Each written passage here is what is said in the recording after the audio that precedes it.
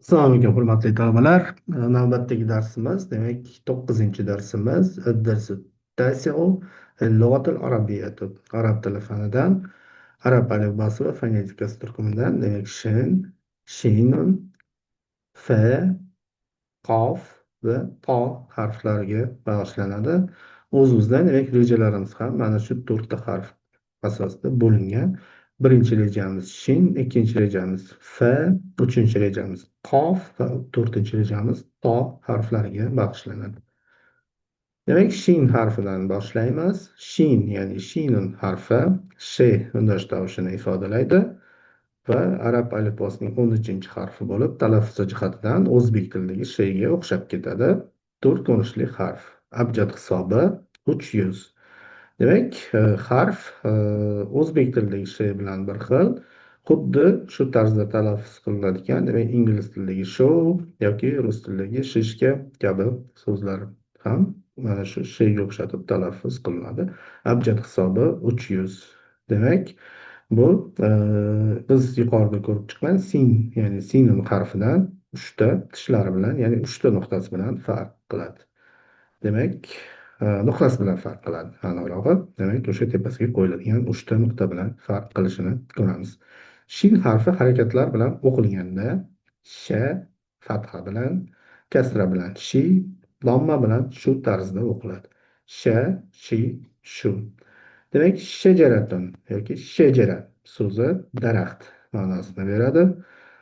Harf 4 ko'rinishli, alohida shakli, so'z boshi shakli, so'z o'rtasi va so'z oxiridagi shakllari mavjud. Xuddi singa o'xshatib yoziladi, faqat qo'yiladigan 3ta nuqtasi bilan farq qiladi. Demak, alohida hamda so'z oxiridagi shakllari tishlari satrdan tepada nuqtalari bilan birga qo'yiladi va so'z boshi va so'z o'rtasidagi shakllari to'liq satrdan tepada yoziladi. Demak, shin ishtirokidagi so'zlarni ko'rib chiqamiz. Shubukun, shubukun. Bu yerda so'z boshi shakli olingan. Keyingisi shubbaykun, shubbaykun. Bu yerda ham so'z boshi shakli olinmoqda. Minsharun so'z o'rtasidagi ikki tomondan ulab yozilyapti. Nun va alif bilan ulab yozilgan. Minsharun. Demak, so'zlarning tarjimasi qavschida berilmoqda. Demak, keyingi so'zimiz mishmishun. Bu so'zda shin harfi ikkita kelgan. Demak, birinchisi so'z o'rtasidagi ko'rinishi ikki tomonlama qo'shib yozilmoqda va oxirida so'z oxiridagi ko'rinishi, demak, o'zidan oldingi harf bilan qo'shib yozilmoqda va oxirida kelganligi sababli o'zidan keyingi harfga qo'shilmaydi. Demak, bu yerda so'z o'rtasi va so'z oxiri shakli olinmoqda. Hamda shamsun, bu yerda so'z boshi shakli va mashhurun, bu yerda so'z o'rtasi shakli olinmoqda.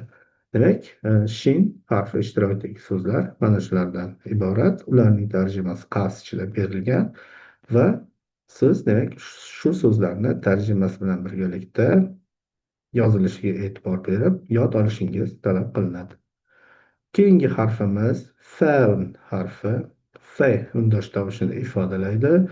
Arab alifbosining 20-harfi o'zbek tilidagi f tovushi kabi talaffuz etiladi va har doim f tarzida keladi. Ya'ni o'zbek tilidagi kabi p yoki qanaqadir yo'qolib qolmaydi talaffuz qilganda. Demak, 4 ko'rinishli harf.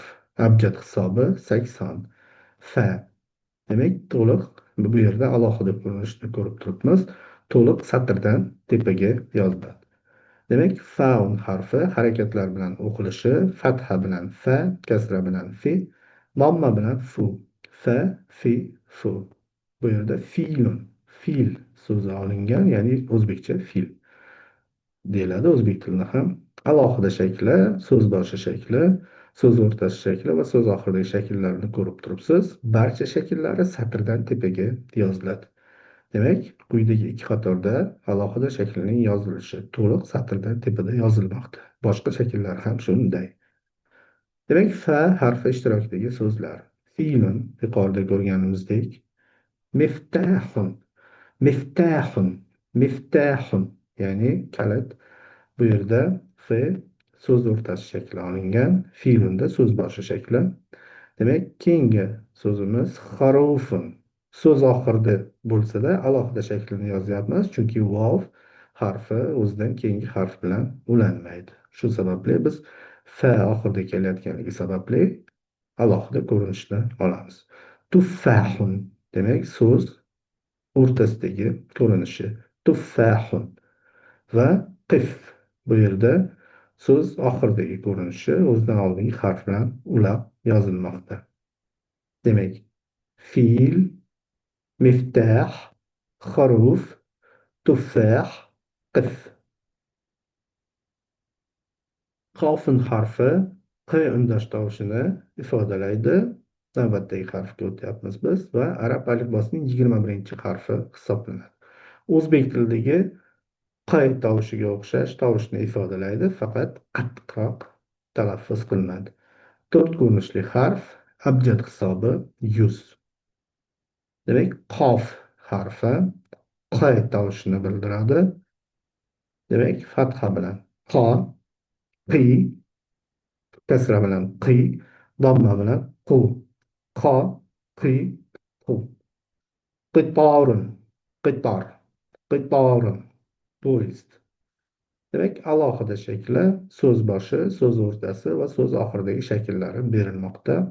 Alohida shakli va so'z oxiridagi shakli faga nisbatan pastga tushadi, yig'iqroq bo'ladi hamda demak, e, ma'lum bir qismlari dumaloq qismidan past qismi, demak, satrdan pastga tushadi. Fa umuman satrdan pastga tushmasa, qof demak, dumaloq qismidan qolgan qismlari pastga tushadi va osilganroq holda yoziladi.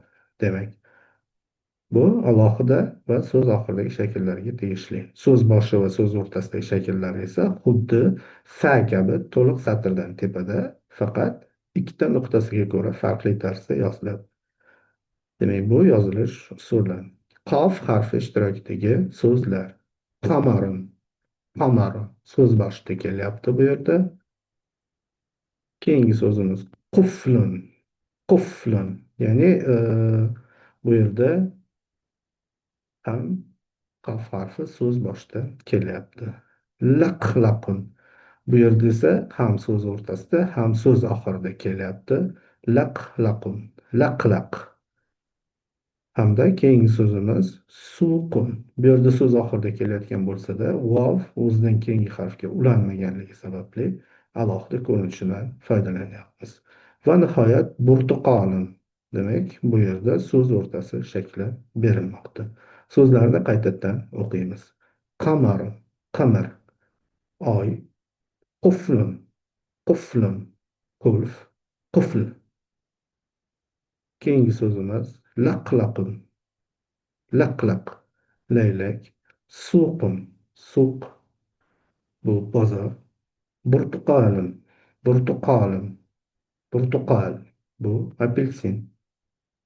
Demak, navbatdagi harfimiz bu to harfi. To tovushini bildiradi. Arab alifbosining 16 harfi hisoblanadi. O'zbek tilida bunday tovush mavjud emas. Bu tovushni talaffuz qilganimizda til uchi tepa tishlar orqasi tanglayga yopishtiriladi va zarb bilan qo'yib yuboriladi. Demak, talaffuz qilamiz. Toy, toy, toy. To'rt ko'rinishli harf. Abjad hisobi 9. Bu yerda demak tilni holati bu harfni talaffuz qilganimizda bu yerda alohida ko'rinishi, so'z boshi ko'rinishi, so'z o'rtasi va so'z oxiri ko'rinishlari ko'rsatilgan.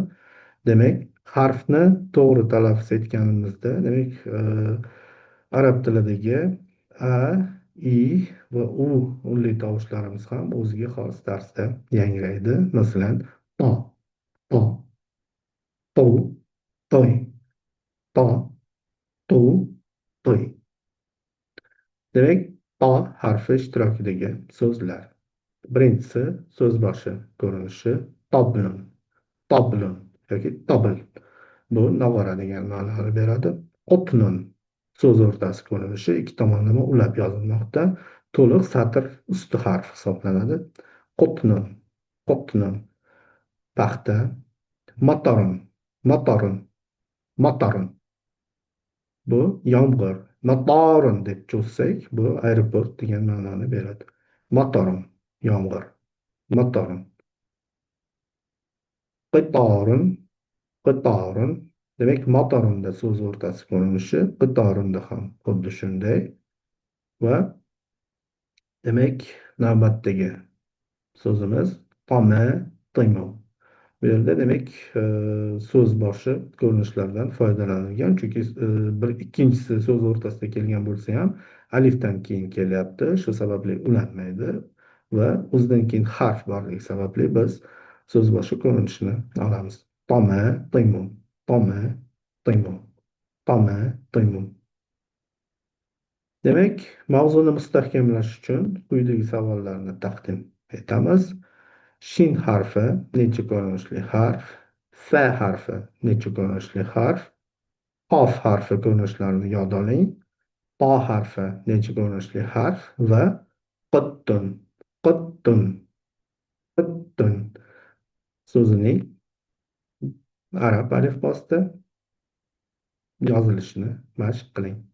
Ya'ni quttun so'zini arab alifbosida yozing.